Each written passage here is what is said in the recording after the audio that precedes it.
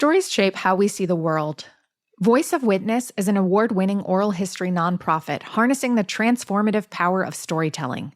We work with individuals and communities impacted by injustice, helping them document their lived experiences through oral history, telling their own stories in their own words. In an era of reductive sound bites, we need this kind of nuanced grassroots storytelling to create a more just future. Visit voiceofwitness.org/learn to get involved, check out our workshops, and download tools to support your own project. Join us in building a more connected world, one story at a time. Hi, I'm Rashmi Sajani, founder of Girls Who Code. Look, I'd consider myself a pretty successful adult woman. I've written books, founded 2 successful nonprofits, and I'm raising 2 incredible kids. But here's the thing. I still wake up wondering, is this it? And if the best years are yet to come, when's that going to start? Join me on My So-Called Midlife, my new podcast with Lemonada Media, where we're building a playbook for navigating midlife, one episode at a time. Each week, I'll chat with extraordinary guests who've transformed their midlife crisis into opportunities for growth and newfound purpose. At some point, we all ask ourselves, is there more to life? I'm here to discover how to thrive in my second act, right alongside you. My So-Called Midlife is out now, wherever you get your podcasts. Lemonada.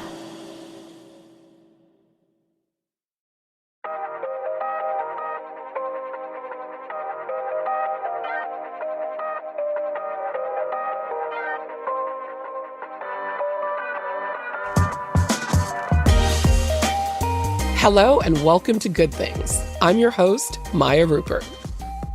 We are deep in election season, and we're going to spend the next 2 episodes talking about a big problem: getting Americans to vote in every race on the ballot. Many people, even when they turn out to vote, will only vote in races at the top of the ticket and not in the state legislative races further down. Today, we're talking to Gaby Goldstein with Sister District about why state legislatures matter and why, despite what many voters believe, every vote truly does count. Gaby is co-founder and senior vice president for strategic initiatives of Sister District. Sister District does amazing work to build progressive power in state legislatures. How? Well, in a number of ways. They have endorsed candidates in 177 races across many states, the majority of whom have won and have gone on to fight for progressive issues in their state legislatures. They have raised close to $8 million in donations directly for their candidates and grassroots organizations doing year-round work. Sister District has grown to over 70,000 volunteers across the country, and their organizing efforts have reached out to millions of voters through phones, texts, postcards, and door knocks. Now, they're helping to ensure voters leave no box unticked. That's a lot of good things happening. Gaby, welcome to Good Things. Maya, thank you so much. It's a pleasure to be with you. I'm so excited for this conversation. Thank you for being here. I'm really eager to talk about how crucial state legislatures are to our everyday lives and the problem with people not voting down the entire ballot. First, I'd love to learn a little bit about what brought you specifically to this work. Yeah, absolutely. So, flashback to 2016, I was a bioethics lawyer in San Francisco and finishing my dissertation in health policy when something happened that November. We might remember. But after the Trump election, I came together with a group of other women in the Bay Area to start to brainstorm, to think, what could we do? What had been overlooked? Was there anything where we could have a really outsized impact? And we came to understand the importance and the incredibly overlooked nature of our state legislatures.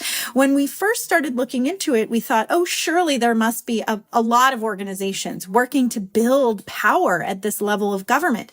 But what we found was that there was a really big gap in organizing capacity and resources going to folks running for this level of government and serving at this level of government, at least on our side. I always say that progressives are tardy to the party when it comes to paying attention to state legislatures, because conservatives have just been masterful for so many decades, generations really, at building regressive power in our state legislatures and using those venues as a way to replicate across the country policies that are really, really out of step with what voters want and not what we need to move the country forward. So the idea for sister district comes from the idea of a sister city. What if we were able to harness the energy and the resources from folks in one place and direct those resources and that energy towards specific, winnable, strategic state legislative races somewhere else where we could make a big impact? And here we are 8 years later. None of my co-founders or I thought, we all fell backwards into politics. We all had other plans for our lives, but the needs of the moment called. And here we are 8 years later, still doing the work, and it's more important than ever. Absolutely. So I got a chance to speak with one of your colleagues just recently, Lala Wu, to hear a little bit more about what you all are doing. And it's such incredible work. And one of the things that struck me when both of you spoke about this is the role that 2016 played in this decision. And it's such an interesting connection, because I think I remember that moment very vividly. And the first thing I thought was not, how are we building better in the states to get there? And I think that how you all are sort of connecting those dots for people is really important. But I wonder if you can talk a little bit about sort of exactly what that is. Like, how does this work impact us on a daily basis? We all know how the federal landscape really impacts us. I wonder if you can talk a little bit about how this work really just plays out for people on an everyday basis. Yeah, I think you speak to such an important point, which is that I think on our side, the progressive imagination is really preoccupied, I would say, with federal solutions, federal candidates, federal ideas, right? And that's not new. This goes back, I think, all the way back to the founding of the country. We've done a lot of research to better understand how conservatives and liberals think about states and the federal government. And what we found is that conservatives have a really deep-seated emotional connection to states, right? States' rights and the importance of states. Yeah. And we do not. There's just a big, fat blank in our imagination about the power of states, the promise of states. We tend to think of states as second best, as a backup plan if we don't have power in DC. And I think that that's just really the wrong way to think about it. Having healthy democracies in our states is necessary to achieve the progressive goals that we want at any level. So your question was, how do states impact our daily lives? Why is this work so important? And when we started this organization 8 years ago, we knew states were important. I don't know that even we foresaw how much more important they would become over the next decade. And here we are. Right. And part of why states are growing in power in our estimation is a reflection of this long-term power building exercise that the right has put into place over generations to narrow federal protections and expand state power. This is like, when you hear about the Federalist Society and you hear about, ALEC and these organizations on the right, they really have a very clear goal. Their goal is government bad. Government needs to be small. And what that tends to mean is that there are judges and lawmakers in our states and in our federal judiciary, right? Just look at the Supreme Court, that want to dismantle federal protections and make states more powerful. Right. So of course we see this in abortion policy, right? The fall of Roe being a really good example where the right to safe and legal abortion access has been turned back to states, right? That's one example of how we're seeing states grow in power. This is also the case when we look at environmental policy, environmental environmental justice policies. We see our Supreme Court and other federal courts chipping away at the power of the Environmental Protection Agency and other ways that we have federal protections for our environment. We see this in every area of policy that touches every part of our lives, and it makes building our own power at the state level more important than ever. Right. Thank you so much for that, because I think you touched on so much of what people wonder when we talk about these issues. There's one thing, though, that I want to see if we can get a little bit of clarity on and just take a step back, because to your point, I think a lot of people just don't follow this stuff as closely. So I was wondering if you could just, as an initial point, tell us, what are state legislatures? Like, what does that body really entail? Yeah, absolutely. So just like our federal Congress represents everyone in the country through representatives, right? Our Congress people and our senators, each state also has a body like that, a legislature. And almost all of them have an upper and a lower chamber, just like in federal Congress. There's one state that has a unitary legislature, and they get together at a very different schedule for each of them. Texas, for instance, only meets every other year versus, California and Michigan that have year-round state legislatures. Very, very different when it comes to staffing and capacity and resources going to our state legislatures. They come together and they write and pass laws that govern what happens within the state. So everything you can imagine, from housing policies for the state to the state's minimum wage to whether or not abortion is legal and accessible in the state, to whether folks can use the bathroom with the symbol on it that matches their identity. Those are all issues that are decided by our state legislatures. Right. And so they go through a session and they pass some laws, and then all of those bills go to the governor's desk to either be signed by the governor if the governor agrees that those should go into law, or vetoed if the governor decides that a particular law shouldn't go into effect. Depending on the state, if there are enough people from one political party in the legislature, they can actually override the governor's veto. And a great example of that is, well, it's not great, it's a terrible example, is in North Carolina, where we have a Democratic governor, but the legislature has enough Republicans in it that they can just override the governor's veto. And this happened around abortion access. So the legislature, very, very Republican, they have a supermajority. They passed restrictions around abortion, and our Democratic governor vetoed it. He said, nope. We're not putting that law into effect. We're not going to restrict abortion further in North Carolina. But there were enough Republican legislators to say, nope, we're overriding the veto. Those abortion restrictions are going into effect, even though the governor doesn't want them. Right. So the composition of our legislative chambers matters a lot. And this is the kind of work that our legislatures do. Every issue you can imagine comes before the legislature in our states, and many people don't even know who their state legislators are, right? Absolutely. Or what they do. And so these bodies get to fly under the public's radar because folks don't follow them, but they have huge, huge power, and they impact every part of our lives. We're going to take a quick break, but we'll be right back with more on Good Things.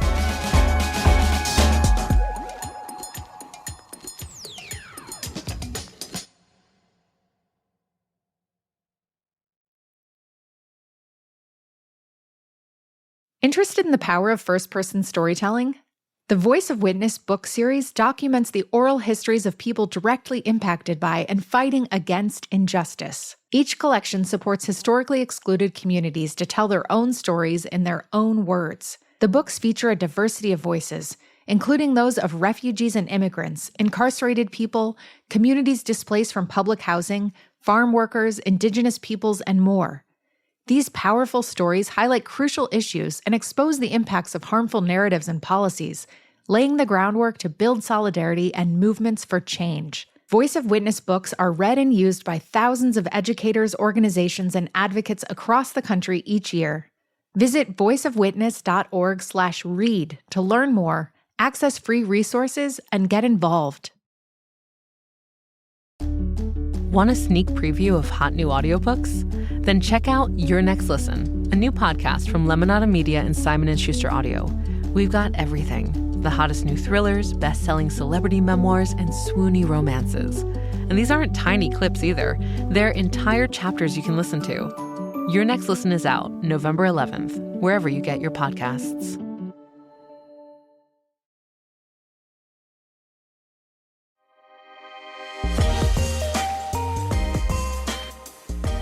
So we're in the midst of, obviously, a big election season, and so much of our conversation politically, political media, the coverage is really, really focusing on, we're voting on president, like we're hearing some about Congress, we're hearing about some of the Senate races. But obviously there are state legislature races, there are judicial elections. Many states are going to have various ballot measures or propositions on the ballot, right?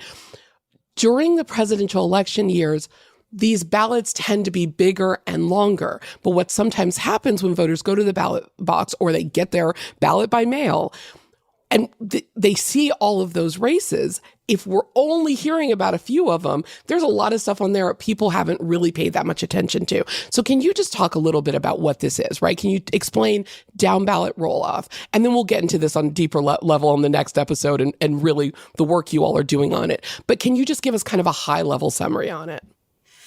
Yeah, I hear you. I'm in California and my ballot is so long. My ballot comes in the mail and when I tell you it's 20 pages long, it's a real thing, and it can be overwhelming for folks, right? And what we see is that on both sides of the aisle, Republicans and Democrats, we both have trouble filling the boxes all the way down the ballot. But it's a much, much bigger problem for Democrats than it is for Republicans, which is really, really interesting. So our research team has been investigating this phenomenon for a few years, this idea of ballot roll-off. They click the box at the top of the ticket, but they roll off their ballot and don't vote at the bottom, particularly for state legislature. And we've been looking at this a few different ways over the past few years. But what we noticed is that when we started doing this work, we started to notice that these races at the state legislative level are won and lost by razor thin margins. Our very first year as an organization in 2017, our very first set of elections were in Virginia, because Virginia, along with just a handful, very small number of other states, holds their state leg elections in odd years. It's actually a voter suppression tactic, not a surprise. It's Virginia, Louisiana, Mississippi. Right. But these odd year elections. And so that was our first year, was we were thrown into the Virginia elections, for state legislature. And to everyone's surprise, Democrats got within striking distance. We were down 15 seats. We thought there's no way. We got within striking distance of flipping the entire chamber. And it came down to, if you can believe it, a tie in one single district. Shelley Simons. Shout out to Shelley. Love you so much. And it came down to a tie in that district. And wow. It's not just this was the district that would have delivered Democrats control of the entire chamber. Right. Came down to a tie in one district. And unfortunately, the way that Virginia handles a tiebreaker is that you put the two names into a ceramic bowl. And unfortunately, it was not Shelley's name that came out of the bowl, which is crazy to this day. It's okay. She went on to run and win in the next year. But that, really kicked it off for us to realize that not just races, but entire legislative chambers come down to tiny, tiny margins.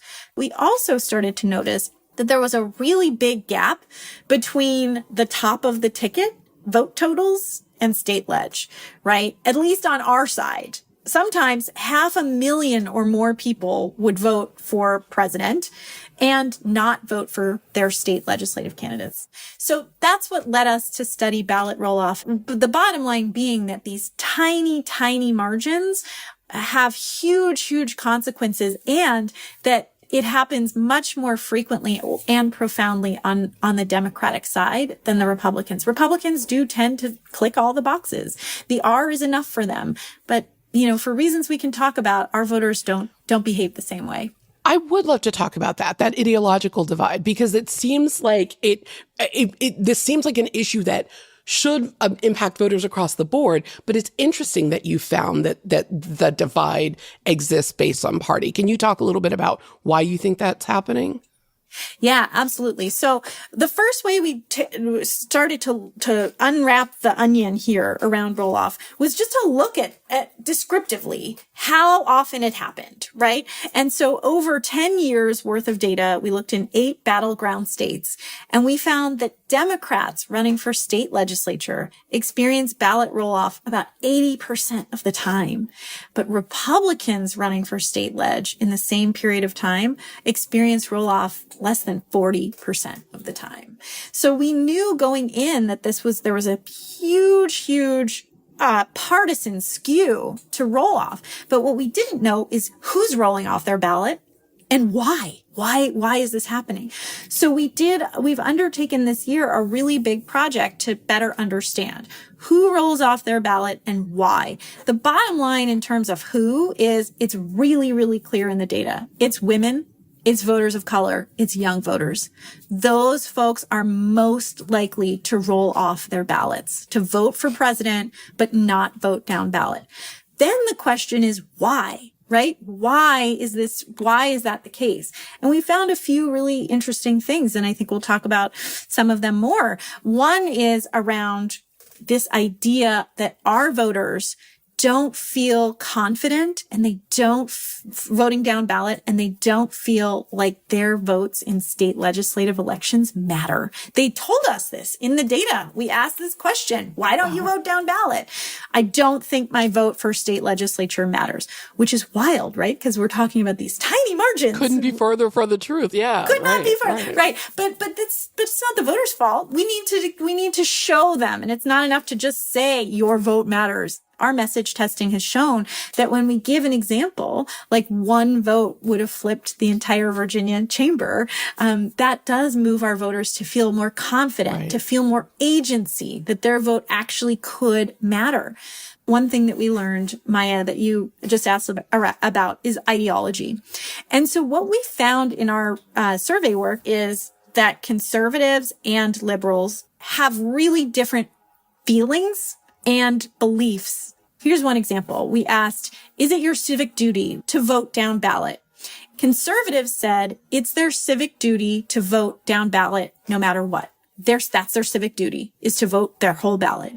And liberal voters said that it was their civic duty only to vote in races where they knew a lot about the candidate or the issues. Right. And so just there, you can see how we end up with differential roll-off if we don't know much about folks down ballot. And we think it's our civic duty to only vote if we know a lot. And they think it's their civic duty to vote regardless. So, the other thing I would say on ideology is we asked some questions around where voters think power should be. And overwhelmingly, conservatives responded that they think more power should be vested in the states. Right, than the federal government. And it's the mirror image opposite for our voters, right? Our voters feel that the federal government is where most power should be. And so when you have those beliefs and those feelings and those emotions, you can see where we end up having much more voters not complete their ballots for state positions because they don't think it matters. They don't think this is where decisions should be made anyways. They don't know a lot, and they feel like they should only vote if they know a lot. And so here we are. Okay, hold tight, everyone. We're going to take one more quick break, and we'll be back with more good things.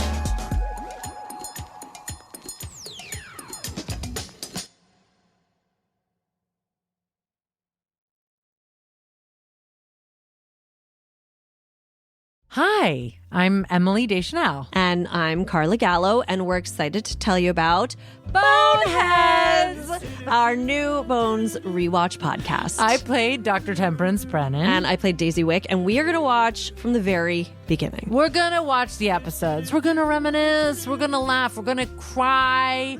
We're going to tell behind-the-scenes stories. We're going to go on tangents. A lot of tangents. So whether you're a seasoned Bones fanatic or a newcomer looking to dip your toes into the wild world of forensic anthropology, this show is for you. Boneheads from Lemonada Media is out now wherever you get your podcasts.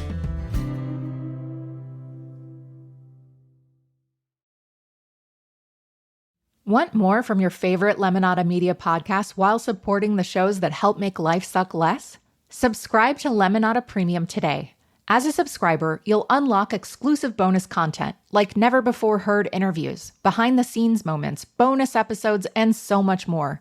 It's easy to sign up no matter what podcast app you use. On Apple, you can just click the Lemonada logo in the Apple Podcast app and hit subscribe. For all other podcast apps, head to lemonada.supportingcast.fm to subscribe. That's lemonada.supportingcast.fm.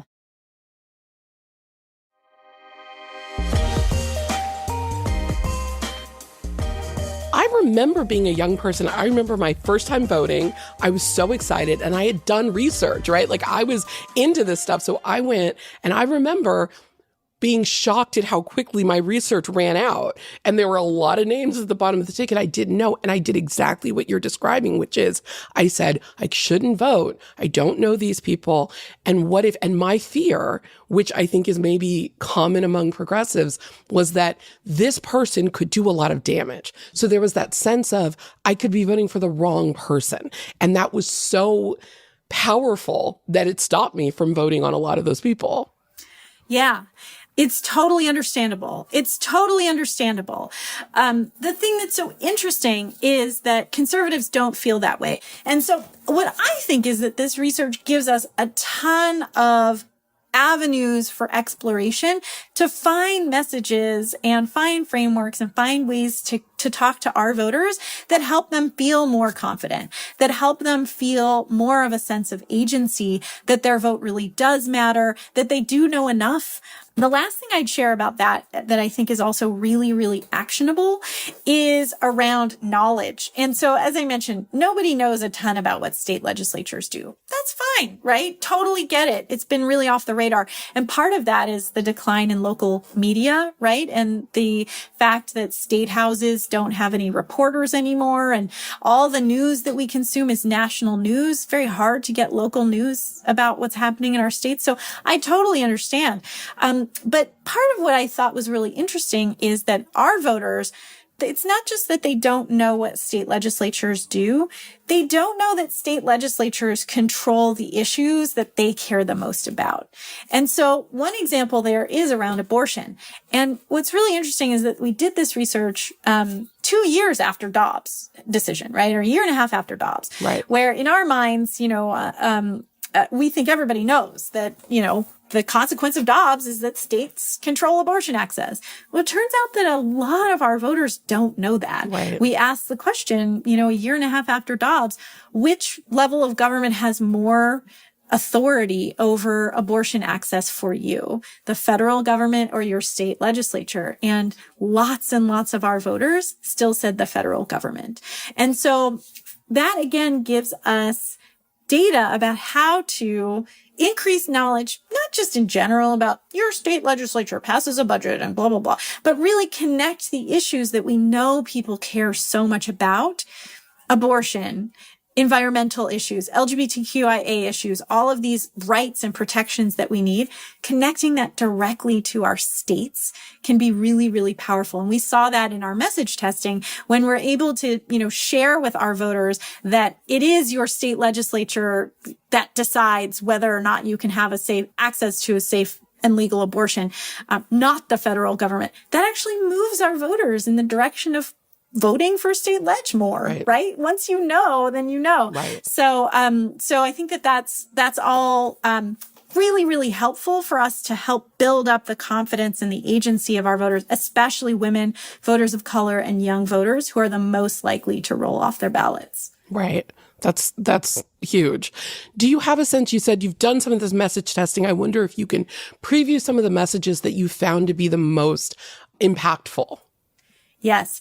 And they are available. All of our research is available, white label, just use it. We're just making it available for our friends and allies on our website, sisterdistrict.com/roll-off. And so we've developed a couple of ads and so forth. Again, all available for free. Just want to get it out there and curb roll-off in this important presidential year. But two of the frameworks that we've found the most persuasive for our voters are around this idea of every vote counts, giving an example. So a little bit of did you know 63 votes flipped the entire House in Pennsylvania in 2023. Please vote, right? And also around, no surprise, abortion access, right? And reproductive health.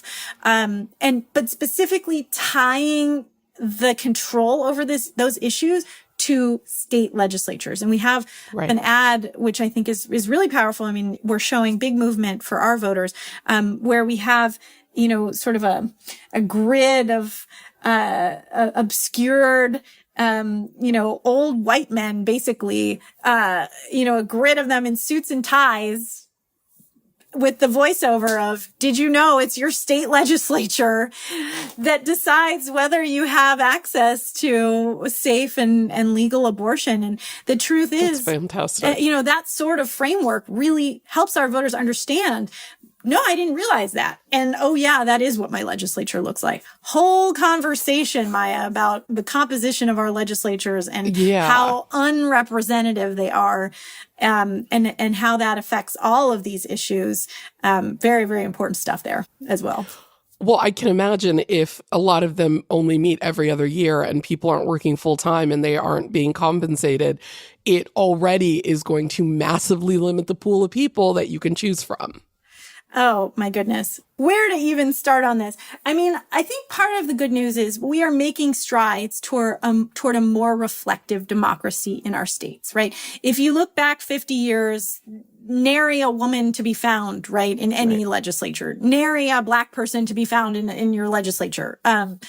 We're still electing historic firsts, but the truth is, just as you said, many of these are part-time legislatures. They're not full-time jobs. And you can imagine, it's really hard. Imagine the kind of job that you could have, the kind of person you would have to be able to take 2 or 3 months off every year or every 2 years, to just completely piece out of your job for 3 months. By the way, it's then a part-time job after legislative session. For the whole year. You have to attend meetings and be in the community and do all the things, all in addition to your day job, normal job. This is why the system was set up this way to keep women out of running, right? To keep folks from non-traditional backgrounds, working class folks from being able to serve. It was designed this way on purpose. These structural barriers exist for a reason. And most of our legislatures do not pay a living wage, right? New Mexico, for instance, they don't pay their state legislators a dime, $0, New Mexico, which by the way is a blue trifecta. I mean, come on, if we can't get that done in New Mexico when we have control of both branches in the governorship. But even states like Virginia, $17,000 a year to be a legislator. Wow. We need to get our lawmakers paid appropriately for the 21st century. These are important jobs. I mean, they control life and death for us, right? And we are asking folks to do a job that they need to be reasonably compensated for. And that's especially important for women, for elected leaders of color, for folks from non-traditional backgrounds, working class folks, all the rest. We need to provide much more support financially and otherwise in order to get our legislatures to actually look like the communities in our towns and cities and states. Absolutely. So we're going to get a chance to keep talking about a lot of this, which I'm really excited about. But for closing today, what are you hoping people will take away from this conversation? It's such a great question. I mean, here we are, less than 60 days to an incredibly important, historic presidential election, which, by the way, having Kamala at the top of the ticket is really good for us down ballot. Yes, really that's good great. for us down ballot. She's running a really strong, coordinated campaign. And we at the state ledge level, we rely on those, quote, coordinated campaigns that the presidential candidates run. Right. We rely on them to turn out and to talk to base voters. And so we can do our job of helping persuade folks to vote for us. But it's just such good news. So I want folks to feel like there's enthusiasm and momentum. There really is. We're crushing it in terms of money compared to the Republicans running for state ledge. So we're in really good shape is the first thing. And also, these are going to be tiny margins, tiny margins. And truly every vote counts. And it's going to make a huge difference. Regardless of who wins in November, our states are going to continue to be incredibly important and passing laws that impact our lives every day. And so I would love for folks to take a little time to think down ballot, to work down ballot, to, throw a few dollars at some state legislative candidates, do a little phone banking and canvassing and all the rest. Truly, at Sister District, we routinely talk to more voters in a district that we're working in than the margin of victory. Happens all the time, right? And so you can have a huge impact on these tiny races. A little bit goes a really long way, and it's going to make a huge difference this year. Thank you. Thank you for this. Thank you for the work you're doing. I'm so looking forward to the next part of this conversation. I'm just so grateful to you all, seriously. Thanks so much for having me.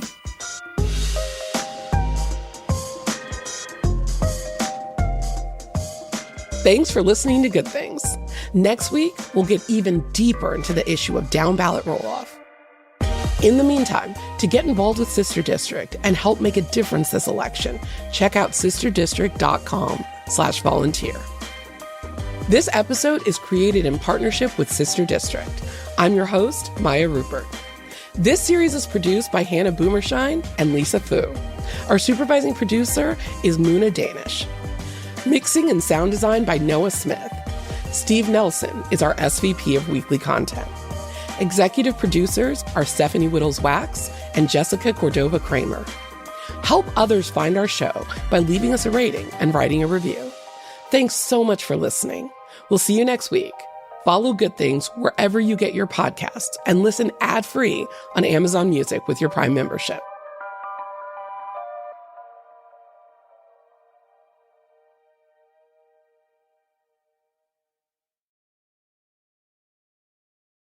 Are you looking for ways to make your everyday life happier, healthier, more productive, and more creative? I'm Gretchen Rubin, the #1 best-selling author of The Happiness Project, bringing you fresh insights and practical solutions in the Happier with Gretchen Rubin podcast. My co-host and happiness guinea pig is my sister, Elizabeth Kraft. That's me, Elizabeth Kraft, a TV writer and producer in Hollywood. Join us as we explore ideas and hacks about cultivating happiness and good habits. Check out Happier with Gretchen Rubin from Lemonada Media.